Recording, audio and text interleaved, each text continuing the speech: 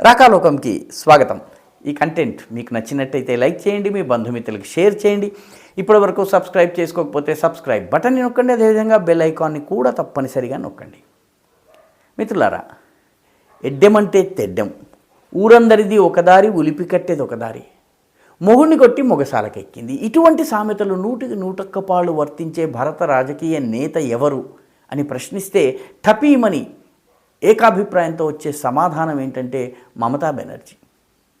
మమతా బెనర్జీ కార్యశైలి అది, పని పద్ధతి అది, ఆమె యొక్క trade mark, hall mark, behavioural pattern అది.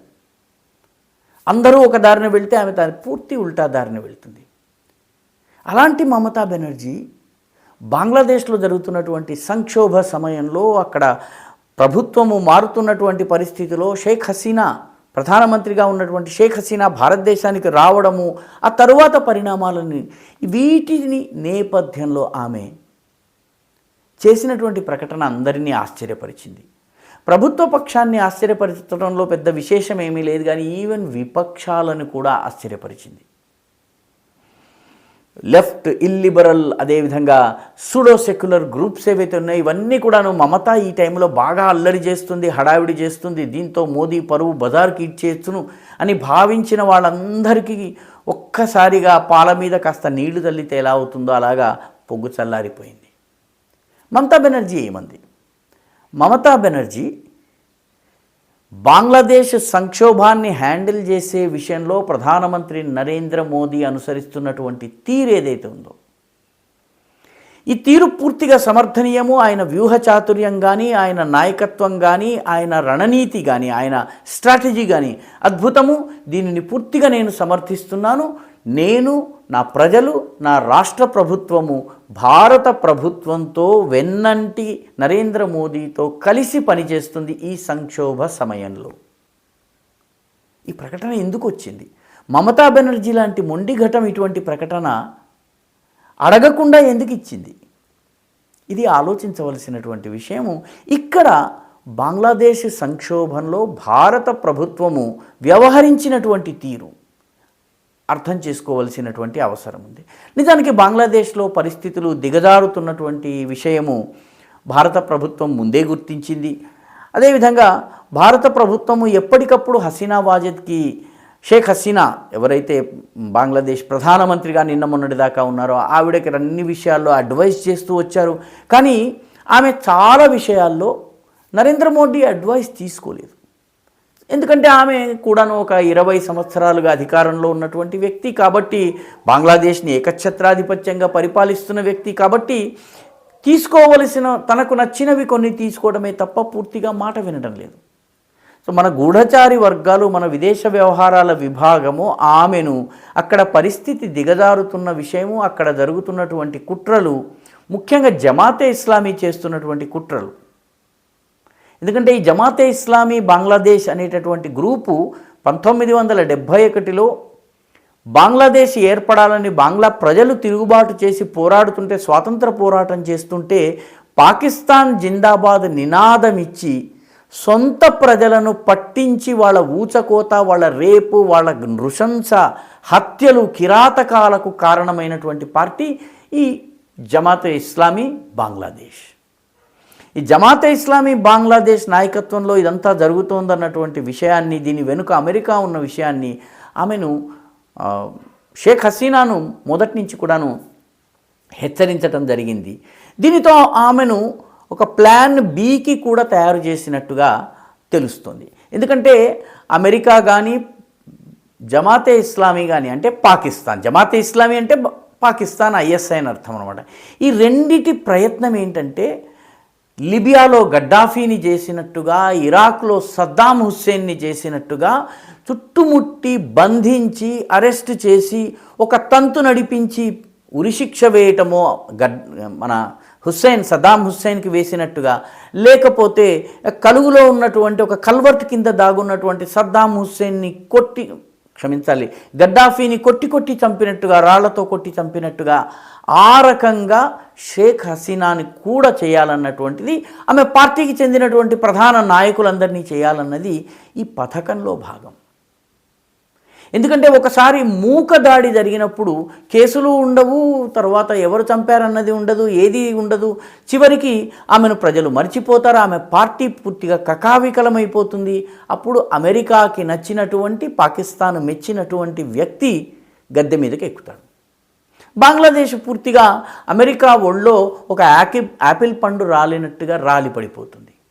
పాకిస్తాన్ ఆ మధ్యనే వీలైనంతగా కాస్తగా బంగ్లాదేశ్ని తినేయవచ్చు. ఇది మొత్తం పథకం. ఈ పథకాన్ని గుర్తించినటువంటి మోదీ హసీనా వాజేద్ని, షేక్ హసీనాను హెచ్చరించారు. హెచ్చరించడమే కాకుండా ఆమెని ప్లాన్ బి కోసం సిద్ధం చేశారు. ఈ ప్లాన్ బి ఏమిటంటే షేక్ హసీనా ప్రాణాలతో ఈ మూకల చేతిలో పడకూడదు. అందుకని దీనికోసము ప్రత్యేకంగా ముందస్తుగా మాట్లాడి బంగ్లాదేశ్ ఆర్మీలో ఉన్నటువంటి ఆమె అనుకూల వర్గాలను, బంగ్లాదేశ్ ఆర్మీలో చాలా పెద్ద సెక్షన్ ఆమెకి అనుకూలమైంది. ఇప్పుడు ఎవరైతే బంగ్లాదేశ్ ఆర్మీ చీఫ్గా అధికారాన్ని చేపట్టారో వకారుజ్జమాన్, ఆయన కూడా ఈమెకి బంధువే అవుతాడు. ఈ వకారుజ్జమాన్ సహాయంతో, మిలిటరీ సహాయంతో ఆమె 5 సూట్ కేసులలో ముఖ్యమైనటువంటి పత్రాలు మిగతా అన్నీ కూడాను తీసుకుని, ఈ రోజుల్లో ఎవరు సూట్ కేసులో డబ్బులు తీసుకుని వెళ్ళే రోజులు కావివి, క్రిప్టో మిగతా అనేక పద్ధతులు ఉన్నాయి కాబట్టి సూట్ కేసుల నిండా డబ్బుతో వెళ్ళారు అని చెప్పి కొందరు చెప్తూ ఉంటారు. అది అబద్ధము.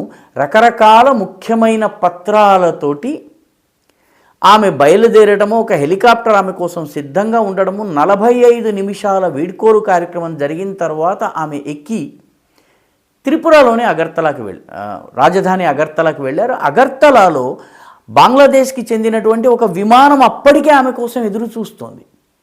ఆ విమానంలో ఆమె ఎక్కగానే విమానం టేకాఫ్ అయింది. దానికి 2 సుఖోయ్ విమానాలు 2 వైపుల రక్షణగా ప్రయాణం చేసినాయి. అంటే భారత ప్రభుత్వానికి చెందినటువంటి మన వైమానిక దళము సిద్ధంగా ఉంది. మన గగనతలాన్ని ఆమె ఉపయోగించుకునేందుకు ముందస్తుగా అనుమతి ఇచ్చారు. బంగ్లాదేశ్కి చెందినటువంటి విమానము ముందుగా అగర్తలాకు వచ్చి అక్కడ అది పార్క్ చేయబడి ఉంది. దాని తర్వాత ఆమె హిండన్ ఎయిర్ బేస్, ఆ తర్వాత ఆమె ఢిల్లీకి రావడం, మిగతా అంతా. దీంతో కంగు తిన్నటువంటి అమెరికా ఆమె చేజిక్కలేదు అన్నటువంటి కోపంతో ఆమె వీసాను రద్దు చేసింది. అంటే అమెరికాకి ఆమె రావడానికి వీల్లేదని చెప్పి వీసాను రద్దు చేసింది. దాని వెంటనే ఇంగ్లాండ్ కూడా ఆమెకి వీసా నిరాకరించింది. దీని అర్థం ఏమిటి? దీని అర్థం ఏంటంటే పాశ్చాత్య దేశాలు ఏవి ఆమెకు రక్షణనిచ్చేటటువంటి స్థితిలో, నవాజ్ షరీఫ్కి రక్షణనిస్తాయి, పర్వేజ్ ముషర్రఫ్కి రక్షణనిస్తాయి, మిగతా నియంతలందరికీ రక్షణనిస్తాయి. హసీనా వాజేద్కి షేక్ హసీనాకి ఆశ్రయం ఇచ్చేందుకు అమెరికా, ఇంగ్లాండ్ సిద్ధం కాలేదు. అంటే ఆమె భారతదేశంలోనే ఒక రహస్య స్థానంలో ఉన్నారు. హసీనా వాజేద్ని బతికించడము, అంటే షేక్ హసీనాని బ్రతికించడము, ఆమెని ఎటువంటి హాని లేకుండా తీసుకుని రావడం అంటే అవామీ లీగ్ పార్టీ ఒక నెల రోజుల తర్వాతో 2 నెలల తర్వాతో నెమ్మదిగా తలెత్తడానికి వీలుంటుంది. ఆర్గనైజేషన్ని మొత్తము మళ్ళీ రీబిల్డ్ చేయడానికి వీలుంటుంది. బంగ్లాదేశ్లో మళ్ళీ ఎన్నికలు జరిగే నాటికి ఇది ఒక బలమైనటువంటి శక్తిగా ఎదిగేటటువంటి అవకాశం ఉంది. జాతీయవాదాన్ని మళ్ళీ రంగంలోకి తీసుకుని వచ్చి మళ్ళీ అవామీ లీగ్ విజయం సాధించవచ్చును. హసీనా మళ్ళీ దేశ అధినేత అవుతారా లేదా అన్న విషయంలో సందేహం ఉంది. ఎందుకంటే ఈసారి ఎన్నికల్లో పోటీ చేసేటప్పుడే ఇదే నా చిట్ట చివరి ఎన్నిక అని ఆమె చెప్పారు. పైగా ఆమెకి ఇప్పటికే 76-77 సంవత్సరాల వయసు ఉంది కాబట్టి మరొక టర్మ్ ఆమె ఉండేటటువంటి అవకాశం లేదు. కాబట్టి ప్లాన్ చేసుకోవడానికి వీలుగా ఆమెకు ఈ ఏర్పాటు జరిగింది. ఎందుకంటే ఈ ఆవేశము చల్లారిన తర్వాత ప్రజలు ఆలోచించడం మొదలు పెడతారు. బంగ్లాదేశ్లో ఇస్లామిక్ చట్టాలను తీసుకుని రావాలని, ఇస్లామిక్ షరియాని తీసుకుని రావాలన్నటువంటి జమాతే ఇస్లామీ ప్రయత్నానికి, కొంత మోడర్న్ ప్రభుత్వం ఉంచాలన్నటువంటి అమెరికా ప్రయత్నానికి మధ్య ఘర్షణ ప్రారంభమవుతుంది. ఈ ఘర్షణను అమెరికా హ్యాండిల్ చేయలేదు. ఎందుకంటే ప్రపంచంలో అన్ని చోట్ల కూడా ప్రభుత్వాలను అయితే పడగొట్టగలుగుతుంది, కానీ అమెరికా ఆ తరువాతి పరిస్థితుల్ని హ్యాండిల్ చేయలేదు. ఇరాక్లో కానివ్వండి, సిరియాలో కానివ్వండి, ఎక్కడికి వెళ్ళినా కూడా అది పరిస్థితుల్ని హ్యాండిల్ చేయలేని స్థితిలో ఉంటుంది. కాబట్టి బంగ్లాదేశ్లో కూడాను కొద్ది నెలల తరువాత వాతావరణం మారుతుంది, పరిస్థితి మారుతుంది. అధికారం కోసం కుమ్ములాట ప్రారంభమవుతుంది, రక్తపాతం ప్రారంభమవుతుంది, ఒకరినొకడు పడగొట్టుకునేటటువంటి పరిస్థితులు వచ్చే అవకాశం ఉన్నాయి. ఖచ్చితంగా వస్తాయని చెప్పలేము, మెచ్యూర్ లీడర్షిప్ వచ్చినట్టయితే పరిస్థితి మారవచ్చును. కానీ ఇది జరిగినట్లయితే మళ్ళీ అవామీ లీగ్ అంటే భారతదేశంతో మైత్రి చేసేటటువంటి అవామీ లీగ్కి ఒక అవకాశం ఉన్నట్టుగా ఉంటుంది. కాబట్టి మోదీ నిర్ణయం తీసుకోవడం అనేది ఒక రకంగా కూటనీతి, రాజనీతి, దౌత్యనీతి తెలిసిన వాళ్ళందరికీ కూడాను ఆశ్చర్యం కలిగింది, నివ్వెరపోయారు. మమతా బెనర్జీ కూడాను ఇది గుర్తించింది.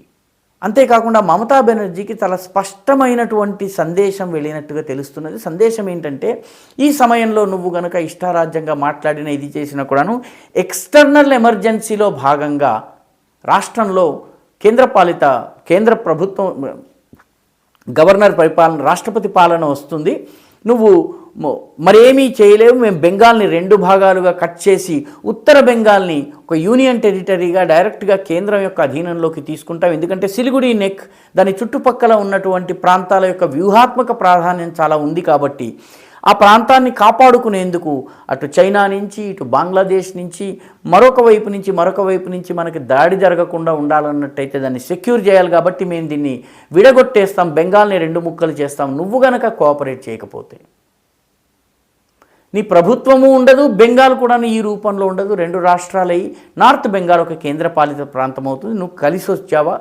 వచ్చావు. ఈ స్పష్టమైన హెచ్చరిక వెళ్ళినట్టుగా చాలా రక్షణ రంగాన్ని అధ్యయనం చేసేటటువంటి వాళ్ళు, ముఖ్యంగా డిఫెన్స్కి, స్ట్రాటజీకి సంబంధించి అధ్యయనం చేసేవాళ్ళు చెబుతున్నారు. అందుకనే బహుశా మమతా బెనర్జీ మౌనాన్ని పాటించడమే కాకుండా మోదీని సమర్థిస్తుంది. రెండవ విషయం కూడా ఆమెకి భయం కలిగించే విషయం ఏంటంటే, షేక్ హసీనా అనేక రకాలుగా మతోన్మాద శక్తులకు వాళ్ళని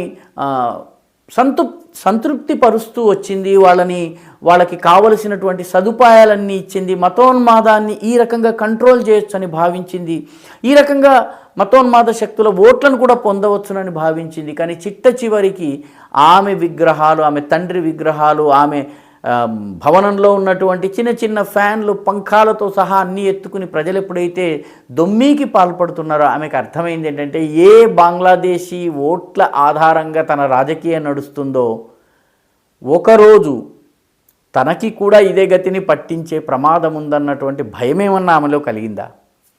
చెప్పలేము. ఏది ఏమైనా కూడాను మమతా బెనర్జీ మోదీని సమర్థించింది. బంగ్లాదేశ్ ఇష్యూని హ్యాండిల్ చేస్తున్నటువంటి విధానాన్ని చూసి ఆమె ఒక రకంగా మోదీతో కలిసి పనిచేస్తుందని మనం చెప్పుకోవచ్చు. ఈ వీడియో మీకు నచ్చినట్టయితే లైక్ చేయండి, షేర్ చేయండి, ఈ ఛానల్కు సబ్స్క్రైబ్ చేయండి, మీ అభిప్రాయాన్ని కమెంట్ల రూపంలో తప్పనిసరిగా పంపించండి.